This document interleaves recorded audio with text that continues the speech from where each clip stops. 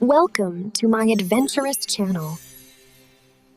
बहुत साल पहले की बात है। एक खूबसूरत और सरसब्ज गांव था जिसका नाम रतपुर था। ये गांव अपनी मीठी नदी, घने जंगलों और पुरसकून माहौल की वजह से मशहूर था। उस गांव में एक जवान लड़की रहती थी जिसका नाम किरण था। किरण बहुत गरीब थी मगर उसका दिल सोने का था और वो हमेशा दूसरों की मदद के लिए तैयार रहती थी। किरण का ताल्लुक एक गरीब खानदान से था और वो अक्सर जंगल से लकड़ियां काटकर शहर में बेचने जाती थी। किरण लकड़ियों का गट्ठा सर पर रखे नदी किनारे से गुजर रही थी। नदी का पानी सूरज की रोशनी में चमक रहा था। अचानक उसकी नजर नदी के बिल्कुल किनारे पर पड़ी। वहाँ एक नहायत गैर मामूली चीज चमक रही थी। किरण ने तजुस्सुस से करीब जाकर देखा। वो हैरान रह गई। रेत के छोटे छोटे दानों के दरमियान एक बड़ा साफ और बेऐब हीरा पड़ा था। उस हीरे का रंग ऐसा था जैसे आसमान का सबसे साफ नीला रंग और उसकी चमक ऐसी थी कि सूरज भी शर्मा जाए। अरे वाह,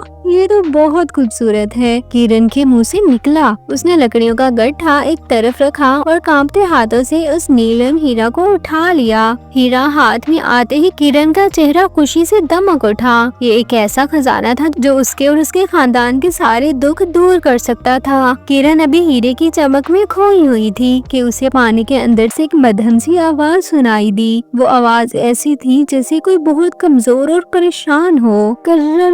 मदद मदद। किरण ने चारों तरफ देखा। आखिरकार उसकी नजर नदी के किनारे पत्थरों के पीछे पड़ी। वहाँ एक खूबसूरत मेंढक बैठा था जिसका रंग गहरा सब्ज और आंखें पीली थी। उस मेंढक का नाम था दुर्रू। दुर्रू मेंढक बहुत खास था। वो सिर्फ पानी में ही नहीं बल्कि बाहर की दुनिया में भी बातचीत कर सकता था, मगर अपनी ये खूबी वो सिर्फ साफ दिल के लोगों के सामने जाहिर करता था। क्या तुम बात कर रहे हो? किरण ने हैरानी से पूछा। जी हाँ मेहरबान लड़की, मैं दुर्रू हूँ, मेंढक ने कमजोर आवाज में कहा। मैं कुछ दिनों से बीमार हूँ और मैं नदी के गहरे पानी तक नहीं पहुँच पा रहा हूँ। मैं बहुत प्यासा हूँ और यहाँ से हिल नहीं सकता। किरण ने एक लम्हे के लिए हीरे की तरफ देखा, फिर उसकी नजर दुर्रू की पीली बेबस आंखों पर पड़ी। उसने फौरन नीलम हीरा अपनी झोली में रखा और पानी भरने के लिए अपने हाथों को आगे बढ़ाया। फिक्र न करो दुर्रू, किरण ने प्यार से कहा, मैं तुम्हारी मदद करूंगी। उसने चल्लू में पानी भरकर मेंढक के करीब किया। मेंढक ने जल्दी से पानी पी लिया और थोड़ा सुकून महसूस किया। किरण ने करीब ही ठंडे पत्तों की जगह बनाई और एहतियात से दुर्रू को वहाँ लिटा दिया। वो कई घंटे वहीं बैठी रही और दुर्रू की देखभाल करती रही।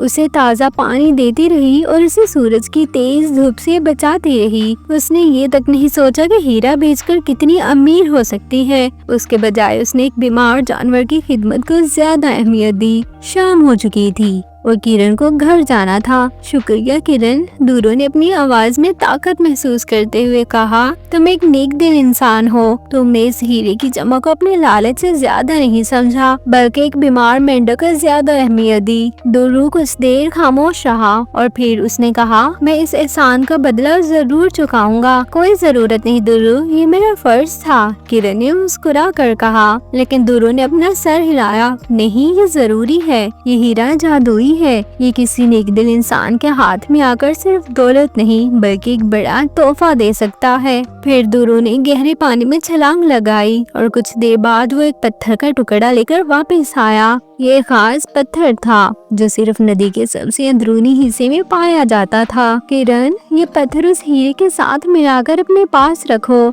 दुर्रू ने समझाया। जब भी तुम किसी की सच्चाई से मदद करोगी ये हीरा तुम्हारे लिए खास तोहफा लेकर आएगा। किरण ने पत्थर का टुकड़ा ले लिया। उसने दुर्रू से खुदा हाफिज कहा और घर की तरफ चली गई। उस रात किरण ने अपने खानदान को हीरे की कहानी सुनाई। उनके वालिदैन ने कहा, ये बहुत कीमती है और इसे फौरन बेचकर अपनी गुर्बत दूर करनी चाहिए। मगर किरण ने फैसला किया कि वो इसे बेचने से पहले एक बार दुर्रू मेंढक की बात पर अमल करेगी। अगले दिन किरण ने नीलम हीरा और दुर्रू का दिया हुआ पत्थर एक छोटी सी थैली में रखा और लकड़ियां काटने जंगल गई। वहाँ एक तेज तूफान आने से पहले उसने देखा कि गांव के एक ज़ईफ आदमी दादा जंग की झोंपड़ी तकरीबन गिरने वाली है। बगैर सोचे समझे किरण ने फौरन लकड़ियों का गट्ठा छोड़ा और दादा जंग की मदद के लिए दौड़ी। उसने तूफान से पहले जल्दी से कुछ लकड़ियों और रस्सी की मदद से झोंपड़ी को महफूज कर दिया। जब वो थकी हारी घर पहुंची और उसने हीरा निकाला तो वो हैरान रह गई। जहाँ नीलम हीरा था वहाँ अब एक और खूबसूरत छोटा सा हीरा बन चुका था। ये नया हीरा बिल्कुल एक मेंढक की शक्ल का था। किरण समझ गई कि ये दुर्रू मेंढक का जादू है। जब भी वह सच्चाई और नेकदिली से किसी की मदद करती, नीलम हीरा अपने साथ एक और खास हीरा पैदा करता